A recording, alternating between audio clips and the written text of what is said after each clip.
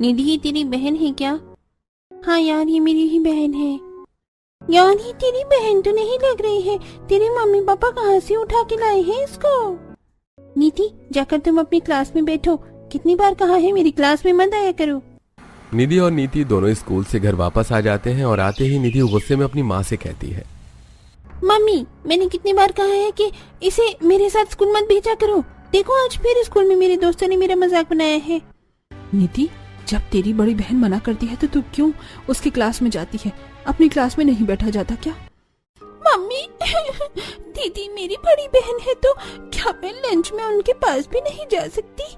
नहीं हूँ मैं तेरी बड़ी बहन, शक्ल देखी है अपने शीशे में।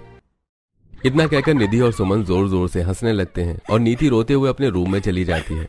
समय अपनी रफ्तार से बीतता है और अब निधि और नीति स्कूल से पास होकर कॉलेज में आ चुकी हैं। लेकिन निधि के मन में अपनी छोटी बहन के लिए कोई भी प्यार नहीं था। कारण सिर्फ इतना ही था कि उसकी छोटी बहन नीति निधि की तरह गोरी नहीं थी, हालांकि उसके नैन नक्श निधि से भी ज्यादा सुंदर थे। वाह नीति आज तो तूने जान डाल दी, इस स्केच में मजा आ गया। अच्छा अब तेरी तो कोई तारीफ करने से रहा, इसलिए तू अपने मुंह मियां मिठू बन रही है। नहीं दीदी ऐसी कोई बात नहीं है, आप भी देखो ना कितना सुंदर स्केच है। अरे भाड़ में जाए तेरी ये ड्राइंग, जा जल्दी से जाओ, जाकर मेरे लिए बढ़िया से भजिए तल कर ला। और हाँ आज के बाद ये सब ताम झाम मुझे इस घर में नहीं दिखना चाहिए। लेकिन क्यों दीदी क्या हुआ? अरे तू बस घर के काम करने के लिए ही बनी है, समझी या नहीं? या फिर तुझे किसी और भाषा में समझाऊं? नहीं दीदी मैं समझ गई, मैं जा रही हूँ, आपके लिए चाय बनाकर लाती हूँ। निधि नीति के बने हुए भजिए बड़े आराम से खाती है। ऐसे समय बीतता है। अगले दिन अपनी सहेलियों के साथ शॉपिंग पर जाने के लिए तैयार हो रही होती है और हॉल में अपनी माँ के पास आती है। मम्मी मैं अपने दोस्तों के साथ शॉपिंग करने जा रही हूँ। अच्छा तो ये लो और कुछ पैसे रखो, साथ में मेरे लिए भी एक बढ़िया सी साड़ी और एक अपने लिए डिजाइनर सूट ले आना। दीदी मैं भी आपके साथ चलूंगी, मुझे भी कुछ कपड़े लेने हैं। बढ़िया मेरे साथ चलने वाली, जा जाकर अंदर पढ़ाई कर। मम्मी दीदी से बोलो ना मुझे भी लेकर जाए। तू क्यों निधि से जिद करती रहती है? तुझसे शांति से घर नहीं बैठा जा रहा? मम्मी ये तो मेरी बहन है, लेकिन आप तो मेरी माँ हो, फिर भी आपने बचपन से लेकर अभी तक मेरे साथ भेदभाव क्यों किया?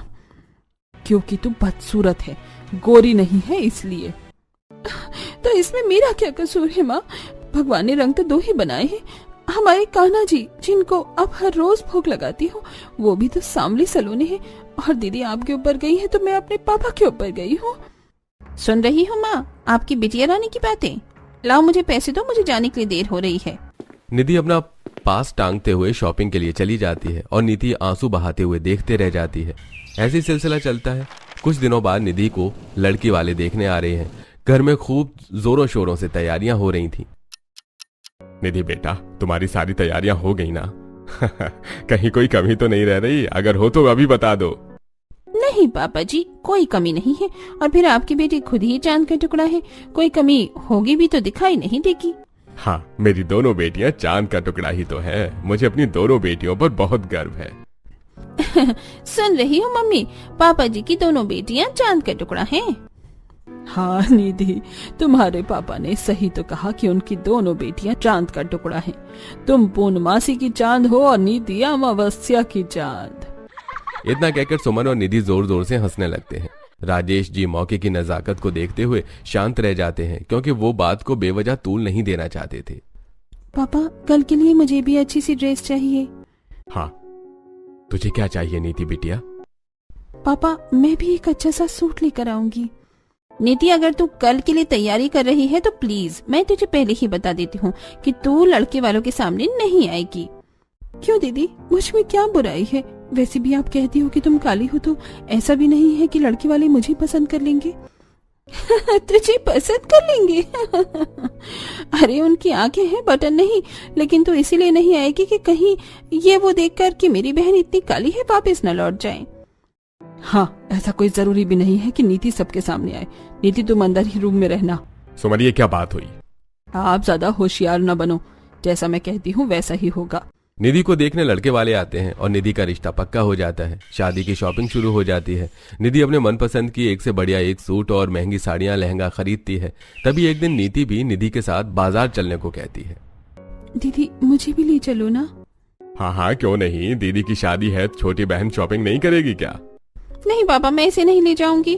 अरे निधि ऐसे नहीं कहते, चलो चलो हम सब साथ में चलते हैं। चारों लोग साथ में शॉपिंग करने जाते हैं और एक बड़े से शोरूम में उसके आगे गाड़ी रोकते हैं। आओ नीति, आज तुमको यहाँ से कपड़े दिलवाते हैं। अरे इसकी क्या जरूरत थी, आप भी ना। सब लोग कपड़े पसंद करना शुरू करते हैं। मैं तो ये काला लहंगा ही लूंगी पापा। अरे तुम ये काला लहंगा पहनकर तो ऐसी लगोगी एकदम फुकी हुई ट्यूबलाइट, ऊपर से नीचे तक एक जैसी। दीदी तो मैं ये ऑरेंज लहंगा ले लूं? अरे इसमें तुम लगोगी सूरज पर किसी ने कोयला रख दिया हो जैसे। इतना भी घमंड ठीक नहीं है तुम दोनों का। ऊपर वाले की लाठी जब पड़ती है ना तो आवाज नहीं होती है, ये कभी मत भूलना। ऐसे ही करते हुए एक दिन निधि की शादी हो जाती है और वो अपने ससुराल चली जाती है, लेकिन जाने के बाद भी उसके मायके में दखलंदाजी में कोई कमी नहीं थी। फिर एक दिन निधि घर आती है। क्या हो मम्मी, घर में इतनी शांति क्यों है? अरे वो अभी तेरी बहन अपने पापा से परमिशन लेकर आज स्केच के एक बहुत बड़े कंपटीशन में गई है। क्या उसकी इतनी हिम्मत? अरे वो कोई कंपटीशन के लायक है क्या? काली कलूटी बैंगन लूटी।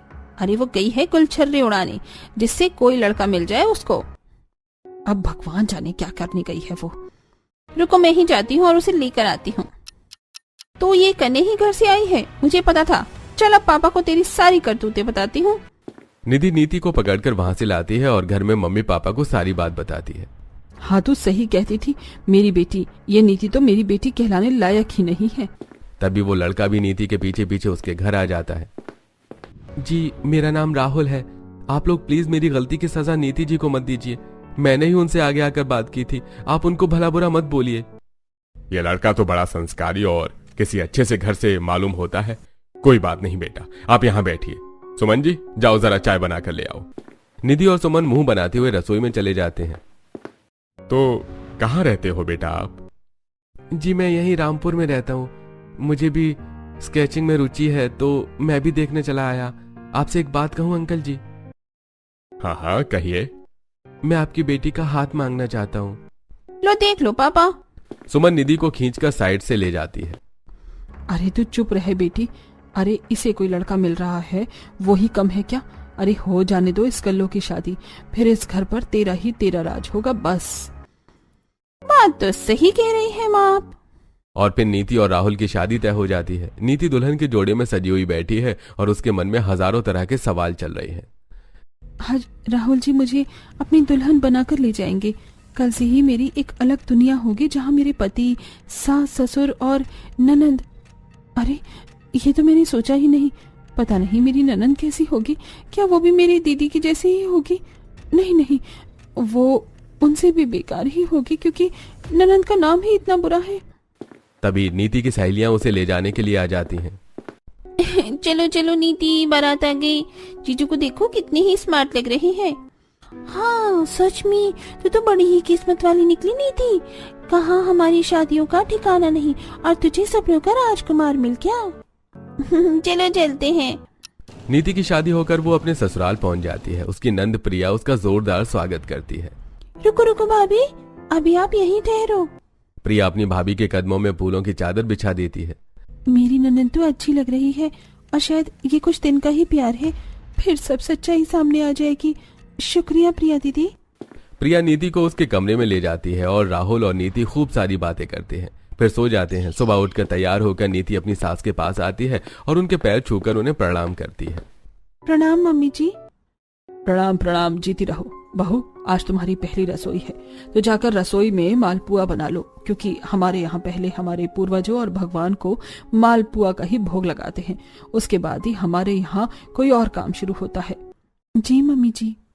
नीति मम्मी जी को हाँ कहकर अंदर तो आ जाती है, लेकिन उसके अंदर डर का एक पहाड़ सा टूट पड़ता है। उसके हाथ कांपने लगते हैं, जुबान लड़खड़ाने लगती है। वो किचन में आकर सोच में डूब जाती है कि तभी उसकी नंद वहां आती है। क्या हुआ भाभी, आप इतनी डरी डरी क्यों लग रही हो? नहीं नहीं दीदी, कोई बात नहीं। भाभी मुझे अपनी छोटी बहन ही समझना। आपको कैसी भी किसी भी चीज की जरूरत हो, मैं आपके साथ यहीं खड़ी हूँ। थैंक यू दीदी। प्रिया रसोई से बाहर चली जाती है। अब क्या करूं, आज तक कभी घर पर मालपुए नहीं बनाए। मम्मी को एक बार बनाते देखा था तो थोड़ा थोड़ा सा याद है, एक बार कोशिश करके देखती हूँ। इतना कहकर नीति जैसी प्लेट उठाने चलती है वैसे ही पास में रखा कांच का जार गिरकर टूट जाता है। अपशगुन हो गया बहू, घोर अपशगुन बहू, ये तूने क्या किया? तेरी आज पहली रसोई थी और आज ही तूने कांच का बर्तन तोड़ दिया। अरे मम्मी, क्या आप भी? वैसे ही बहुत पुराना जार था, हमारी अम्मा के समय का था। भाभी आप बिल्कुल टेंशन मत लीजिए। ये कैसी बचकानी बातें कर रही है तू प्रिया? अरे मम्मी, जब पुरानी चीज टूटेगी नहीं तब तक नई कैसे आएगी? अच्छा आप बाहर जाकर बैठो मम्मी, मैं और भाभी यहाँ रसोई में ही हैं। तू ज्यादा अपनी भाभी की तरफदारी मत कर, उसे मालपुआ बनाने दे। अरे मेरी प्यारी माँ, आप जाइए, मैं आती हूँ। इतना कहकर रमा जी रसोई से बाहर आ जाती हैं और नीति अपने पुराने दिनों में खो जाती है। हॉल में नीति अपनी सहेलियों के साथ बैठकर खुशी से बातें कर रही होती है और उठकर वो कांच की प्लेट रसोई में रखने जा रही होती है कि तभी उसके हाथ से वो प्लेट गिर जाती है और टूट जाती है कि तभी निधि अपनी बहन नीति को उसकी सहेलियों के सामने जोरदार तमाचा मारती है। नीति, ये तूने क्या किया? प्लेट तोड़ दी? बदतमीज लड़की, तुझे इन कांच के बर्तनों में सब लाने को किसने कहा था? ये देखकर नीति के दोस्त जोर जोर से हंसने लगते हैं और नीति शर्मिंदा होकर वहां से चली जाती है। भाभी, भाभी, अरे भाभी जी, क्या सोचने लगी आप? कुछ नहीं, आप डरे नहीं, मैं आपके साथ यहाँ खड़ी हूँ। मुझे ऐसा लग रहा है कि शायद आपको मालपुआ बनाने में डर लग रहा है। हाँ दीदी, मैंने कभी मालपुए नहीं बनाए, बस इतनी सी बात। लीजिए भाभी, ये रहा आटा और ये रहा गुड़, अब आप इसमें अपना हाथ लगा दीजिए। हाँ दीदी, बस हो गया ना शगुन, अब आप देखते जाइए मैं फटाफट से कैसे मालपुआ बनाती हूँ। और प्रिया देखते ही देखते फटाफट बढ़िया मालपुआ तैयार कर देती है और बाहर लेकर आती है। अरे रमा, तेरी बहू ने क्या ही मालपुआ मुलायम रोई जैसे बनाए हैं, वाह वाह वाह वाह। आखिर बहू किसकी है? इतना सुनकर नीति और प्रिया एक दूसरे की तरफ देखकर मुस्कुराने लगते हैं। आखिर मेरी भाभी है ही इतनी होशियार। मेरे भैया ने लाखों में एक भाभी चुनी है मेरी, हर काम में होशियार है, खाना बनाने में तो मास्टर है, मास्टर। इतनी तारीफ सुनकर नीति खुश होने की बजाय उदास हो जाती है और अपने पुराने दिनों में खो जाती है। दीदी, ये पकौड़े खाकर देखिए, आज मैंने कुछ अलग तरीके से बनाए हैं। हाँ हाँ, जल्दी से बनाकर इस प्लेट में डाल दे, मेरी दोस्त आने वाली हैं। तभी दरवाजे की बेल बजती है। लगता है मेरी दोस्त आ गई, तो फटाफट से इन सबको प्लेट में डालकर यहाँ ला दे, पर हाँ बाहर लेकर मत आना, मैं खुद बाहर लेकर जाऊंगी। ठीक है दीदी, जैसा आप कहें। इधर नीति प्लेट लगाकर तैयार कर देती है और निधि अपने दोस्तों के सामने बाहर लेकर जाती है। लो आज ये खाकर देखो, आज मैंने एक अलग तरीके से पकौड़े बनाए हैं। अरे वाह निधि, ये तो वाकई में बहुत स्वादिष्ट हैं, तूने बनाए? हाँ और नहीं तो क्या, आखिर मैं ही हूँ इतनी अच्छी शेफ, और तूने क्या सोचा मेरी उस काली गलोटी बहन ने बनाए हैं? ये सारी बातें रसोई में खड़ी नीति के कान में पड़ रही होती हैं, लेकिन उसकी जुबान से कुछ भी नहीं निकलता, बस आंखों से आंसुओं की बरसात होने लगती है। अरे भाभी, आप किस सोच में डूब गई फिर से? चलो हम भी मालपुए खाते हैं। ऐसे ही अगले दिन। अरे यार, आज ये कपड़े फिर से गीले हो गए। मुझे 2-3 दिन से बिल्कुल याद नहीं रहता और हर रोज कपड़े गीले हो जाते हैं। कल से मैं पूरा ध्यान रखूंगी, शाम होने से पहले ही कपड़े उठा लिया करूंगी। इतना कहकर नीति टब में भरकर कपड़े नीचे ला रही होती है कि तभी। भाभी, आपने आज कपड़े नहीं उठाए? हाँ दीदी, मैं भूल ही गई थी, सॉरी, मैं कल से याद रखूंगी। सॉरी दीदी, सॉरी। अरे अरे भाभी, इसमें सॉरी की क्या बात है, कपड़े ही तो हैं, गीले हो गए तो फिर से सूख जाएंगे, इसमें ऐसा क्या भारी नुकसान हो गया जो आप मुझे सॉरी बोल रही हैं? मैंने तो बस आपसे नॉर्मल ही पूछा, बल्कि गलती तो मेरी भी है ना, मुझे भी तो याद रखना चाहिए, मैं भी तो आपकी तरह घर का मेंबर ही हूँ। बदतमीज नीति, तूने आज फिर से छत से कपड़े नहीं उठाए? हाँ दीदी, मुझे बहुत तेज फीवर चढ़ा हुआ था, मैं दवाई खाकर लेट गई तो मेरी आंख लग गई, मुझे पता ही नहीं चला कि कब बरसात हो गई, मैं अभी उठा कर लाती हूँ। निधि कपड़े उठाने जाने लगती है, तभी निधि उसका हाथ पकड़कर मोड़ देती है। अच्छा, अब तुझे कपड़े उठाने की याद आई है? बदतमीज लड़की, कल से तेरा कॉलेज आना बंद और तेरी पढ़ाई भी अब 1 हफ्ते के लिए पूरी तरह बंद। अब तो इस घर का सारा काम करेगी, देखती हूँ मैं तुझे कैसे नहीं करती है तू ये सब काम, बहुत ज्यादा चर्बी चढ़ गई है तुझे। प्लीज दीदी, प्लीज ऐसा मत करिए, परसों को ही मेरे स्केच कंपटीशन है, मैंने उसके लिए 2 महीने से तैयारी की है दीदी, मुझे वो एग्जाम देना बहुत जरूरी है। अच्छा, तूने फिर से मुझे बिना बताए स्केच का फॉर्म भर दिया है, चल अब देखती हूँ तू कैसे जाती है। और नीति के बहुत गिड़गिड़ाने के बाद भी निधि उसे वो एग्जाम नहीं देने देती। भाभी भाभी भाभी, आप क्या सोचने लगी? नहीं दीदी, कुछ नहीं, चलिए बढ़िया सी चाय बनाती हूँ। ये हुई ना बात भाभी, आज आप मुझे पहली बार थोड़ा खुश लगी हो। अच्छा भाभी, मैं एक बात तो कहना भूल गई, आप फटाफट से चाय लेकर मेरे रूम में आइए। नीति बढ़िया सी चाय लेकर प्रिया के रूम में पहुंचती है। दोनों लोग चाय एंजॉय करते हैं। लो भाभी, इसे खोल कर देखो। इसमें क्या है दीदी? अरे इसे खोलिए तो सही। नीति खोल कर देखती है तो उसमें बहुत प्यारा सा वन पीस ड्रेस होता है। अरे वाह दीदी, ये ड्रेस तो बड़ा ही सुंदर है। हाँ भाभी, ये आपके साइज का भी है और ये आपका ही ड्रेस है। आप फटाफट से तैयार होकर आइए, ऐसा ही ड्रेस मैंने भी अपने लिए लिया है। आज हम दोनों सेम ड्रेस पहनकर एक बढ़िया सी ट्रेंडी रील बनाएंगे। क्या दीदी, आप मेरे साथ रील बनाएंगी? हाँ भाभी, लेकिन आप इतना चौंक क्यों रही हैं? नहीं दीदी, कुछ नहीं, बस ऐसे ही। ये सोचकर निधि फिर से अपने पुराने मनहूस दिनों को याद करने लगती है। मम्मी, इस लड़की से कह दो कि ये मेरे दोस्तों के सामने निकल कर नहीं आया करे। मुझे इसकी शक्ल भी पसंद नहीं है, सब मेरा मजाक बनाते हैं। जब तेरी बहन तुझे मना करती है नीति, तो तू क्यों उसकी सहेलियों के सामने जाती है? माँ दीदी, क्या मैं आप दोनों को इतनी बुरी लगती हूँ कि आपको अपने दोस्तों के सामने मुझे ले जाने में भी शर्म महसूस होती है? ठीक है, आज के बाद मैं कभी किसी के सामने नहीं आऊंगी। भाभी, आप अभी तक रेडी नहीं हुए? आप फटाफट रेडी होकर आइए।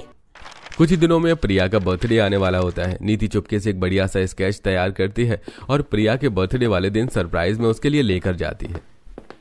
आंखें खोलो। अरे भाभी, आप क्या छुपा रही हैं? लीजिए दीदी, देखिए मैंने आपका एक बहुत सुंदर सा स्केच तैयार किया है।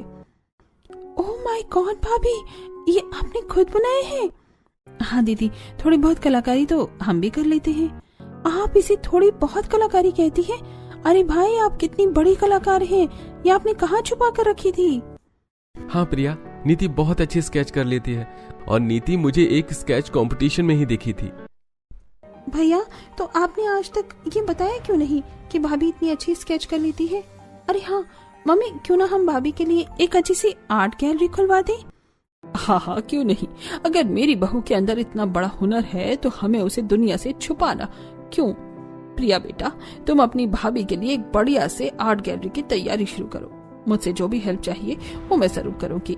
नीति बेटा, मैं एक सास नहीं, एक माँ के तौर पर तुम्हारे साथ खड़ी हूँ। अरे दीदी, ये सब बात की बात है, पहले हम आपका बर्थडे एंजॉय करते हैं। अरे भाभी, ये क्या कर रही हो? दीदी, आज मैं आपसे अपने दिल की एक बात कहना चाहती हूँ। जब मुझे पता चला था कि मेरी एक ननद भी है तो मुझे सच में बहुत डर लगा था, लेकिन आज मैं अगर अपने दिल की बात बोलूं तो मुझे ननद के रूप में एक बहन से बढ़कर रिश्ता मिला है। मेरी जो सगी बहन है, उनसे मुझे कभी कोई प्यार नहीं मिला, सिवाय बेइज्जती और नीचा दिखाने के, सिर्फ और सिर्फ मेरे रंग की वजह से। लेकिन अगर वाकई में बहन का रिश्ता इस दुनिया में होता है तो वो आपके और मेरे जैसा ही होगा। आज आपने मुझे वो प्यार और एहसास दिया है जो एक बहन दूसरी बहन को देती है। थैंक यू सो मच दीदी।